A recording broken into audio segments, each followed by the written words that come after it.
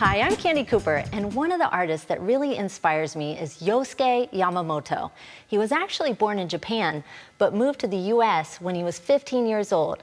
He's a self-taught illustrator, and I really love his work because he's fusing his, where he was born in Japan with his Western lifestyle now. It's really fun. I think you're gonna love learning about him. Let's take a look at the piece that we're gonna make today. You can see I've used a lot of watercolor. We're gonna build up some layers. It's gonna be really fun. Let's take a look at what we need to make it. So you'll need some watercolor paper, oil pastels, some watercolors. You can use cakes or the tubes of it, some white gel pens, paintbrushes, a couple colored pencils, and some paper towel, and I think we're ready to get started.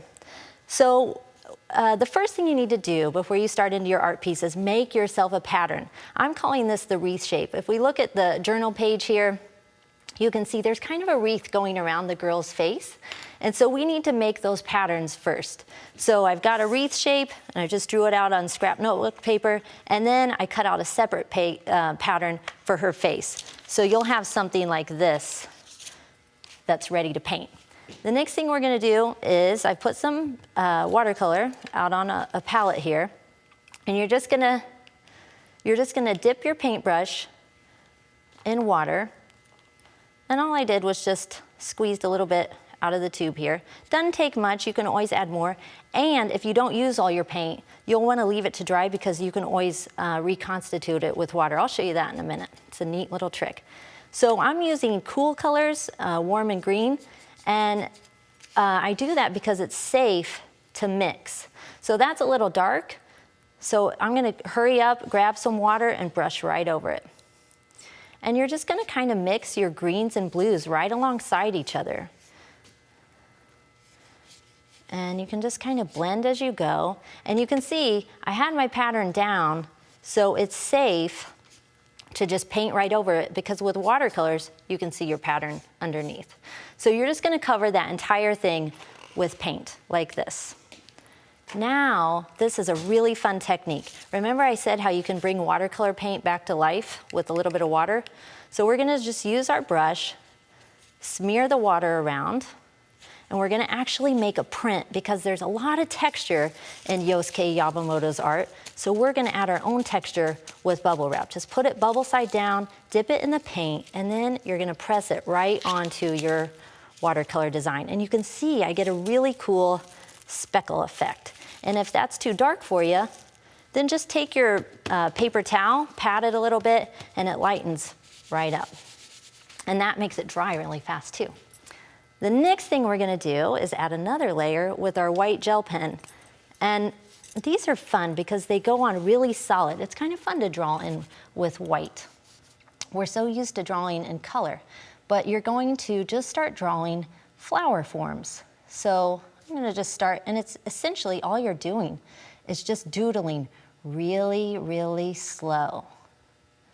And you can see that's gonna create a faint design. And if you want it to be darker, just go over it a couple times with your pen. Really easy. And this is gonna take some time, guys, so spend some time and just doodle the day away.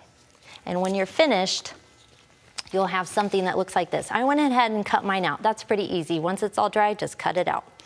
Now let's create the face. Now, if you're nervous about this, just keep it really simple. I'm gonna draw a couple eyes, really light. You can draw your nose, and you can draw your mouth. However you like. And you'll have something like this. And so you can see how we're building our layers up one by one. Now, this part is really, really fun. We're gonna actually spray paint with watercolors.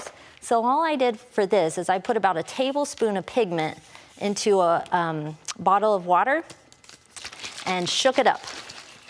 And you're gonna just lay, you can use a stencil, you can lay pieces of paper, but you're just gonna spray right onto your, you're just gonna spray right onto your paper, however you like.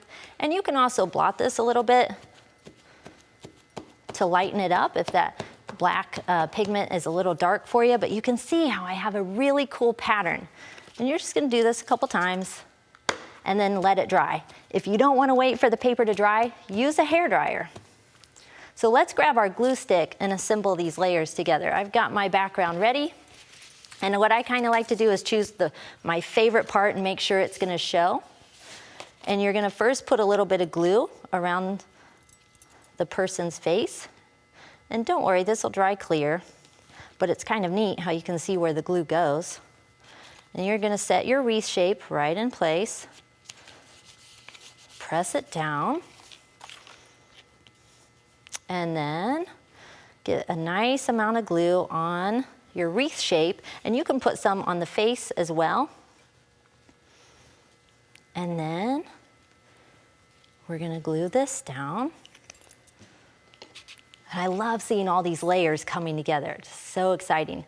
And isn't it neat how faint and light this piece makes you feel when you look at it? And then what I would do is just put a big heavy book on top of it so it holds your layers together. Let's take a look at this beautiful piece inspired by Yosuke Yamamoto.